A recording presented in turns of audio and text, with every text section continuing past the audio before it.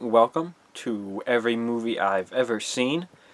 This is a special Flashback February edition where throughout the month of February I'm going to be talking about movies on the anniversary of when they were released. Specifically today, I'm talking about Vantage Point. This came out February 22nd, 2008, so that means it's 13 years old today. I enjoy this movie. I do enjoy this movie. I've seen it a couple times now. It's been a little bit since I've seen it. I always remember the trailer. That's a pretty good trailer. I know a couple. I know a couple of these ago I talked about some good trailers, but this had a pretty good trailer, I'll say. But yeah, I enjoy the movie. I know it's maybe nothing special, definitely kind of gimmicky, the whole traveling, flashing back and different perspective thing. It's definitely a little bit of a gimmick, but it works for the most part. It's an interesting story. It's got some nice little twists and turns, I suppose. Got a pretty decent cast too, which is probably the reason that it first jumped out at me as something that I should see. Was mainly the cast. I mean, you got Dennis Quaid, Matthew Fox. At the time, he was at the time this came out, which I don't think I saw when it came out, but 2008 he was still in Lost. I'll talk about him a little bit later. Sigourney Weaver, Forrest Whitaker, William Hurt. Who else? Anyone else was in it? I think Zoe Saldana had like an early role. This was probably right before she hit it big with Star Trek. Was she in Avatar too? Yeah, I think So I think Star Trek was 2009. Avatar was also 2008. So this is kind of she probably signed on for this before she had made it big, because I believe she has a smaller role in this film. And the one guy, I can't pronounce his name. I'm not even gonna try. His first name is like Said. He played Caesar in Lost, and he was also in the first G.I. Joe movie. He played the French guy in that. I don't know if he's French or British or American or whatever. I feel like that's probably not the stuff you know him from, so you might have to do a little research to know who I'm talking about, but I like him too. So they had a bunch of good people in this that I liked. I mentioned Matthew Fox. This might be is this his biggest movie? Because it's an interesting story with Matthew Fox and how he's kind of faded into obscurity now.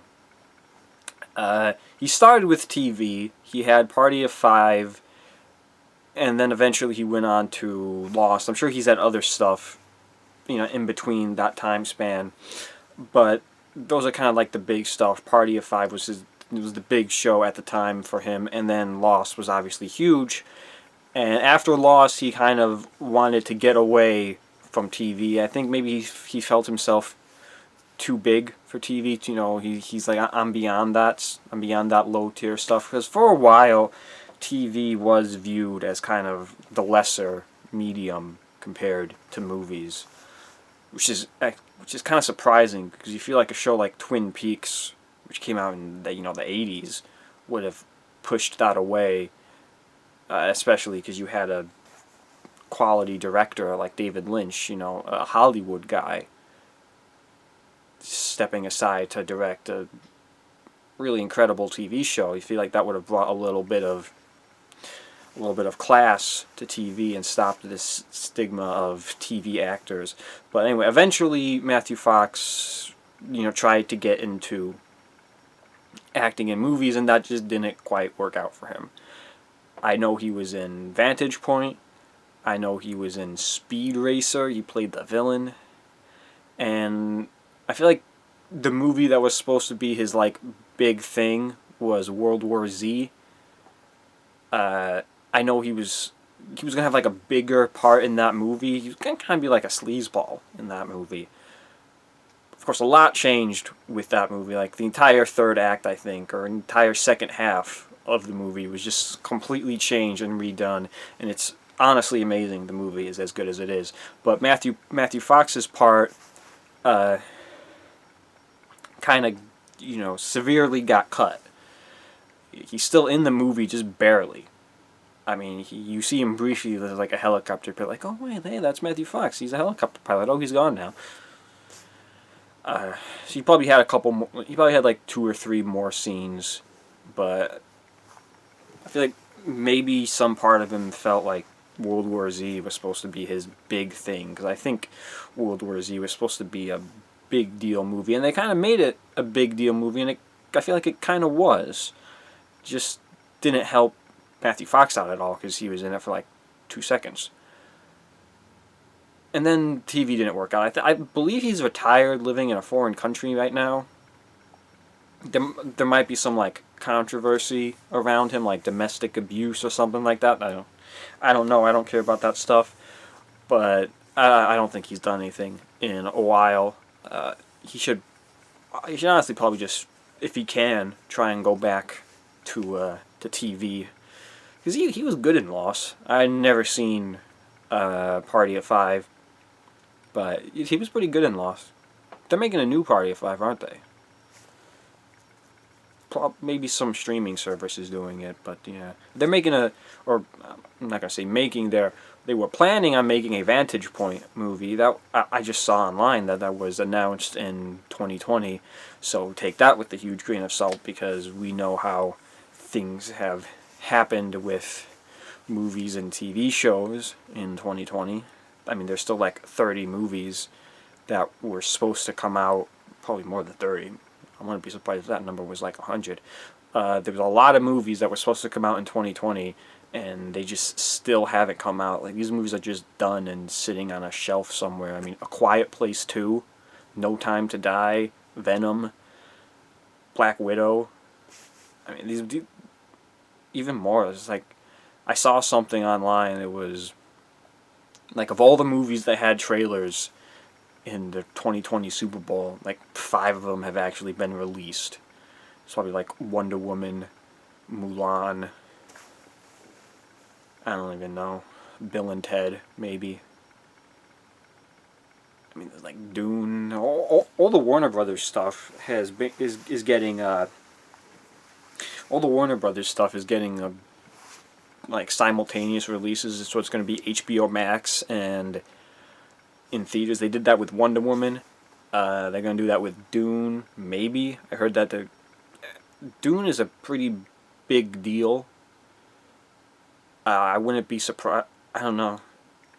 I feel like they definitely kind of want Dune to be strictly limited to a theatrical release. It's kind of a big deal movie in a lot of ways. Kong versus Godzilla. I don't know why anybody in their right mind would care about that, but that's getting a simultaneous release. So it's interesting if we'll maybe see that start to happen with other stuff. But some of these other things don't have their dedicated streaming service. I mean, they can do it with Disney. I know Disney really doesn't want to do Black Widow on streaming. They really want that in theaters. This is a $1 billion movie that they're expecting there, at least $1 billion. Honestly, with the weight of the MCU, the long wait we've had, Black Widow could definitely make a little bit more than $1 billion. But I just want to see Venom 2 at some point. I mean, when are we ever even going to stink and see that movie? I have no idea. But like I said, anything 2020 is kind of up in the air. So I don't know about this TV show that they're going to make. It does kind of make me think of Vantage Point. I mean, not Vantage Point, of Frequency. They had a Frequency TV show, which I'm just now realizing both those movies had Dennis Quaid in them. So it's definitely like I could see this as a TV show. It's very, very gimmicky. Like a 24, which I think I saw a little bit of 24, but it's gimmicky like a 24. I can imagine each episode being from the vantage point of a different character, and maybe you'll have like 5 characters, and And, you know, you'll do the vantage point of 5 characters, and then the story will progress, and you'll see the next stage of that story over the next 5 episodes. But like I said, 2020, who knows if they're even gonna bother. I mean, they announced that Life with Derek spin-off in 2020. Who knows if that's even gonna freaking happen. You know, you don't hear about TV shows as much as you hear about movies or video games. So like, they're not like constantly updating on TV shows. Part of it's probably because they're filmed in a studio a lot more. So, you know, you can see like, oh, this person was spotted on set in Thor: Love and Thunder. They're going to be in the movie, but you don't get that for a TV show because they're not filming outdoor in big backlots and shit. So, I would see a Vantage Point TV show. Maybe. Probably not, honestly. But, like I said, I enjoyed the movie. It's a pretty decent movie. I kind of want to see it again, like I've done with a lot of these movies. 13 years. It's a while. But yeah, I guess that's all I've got to say about Vantage Point.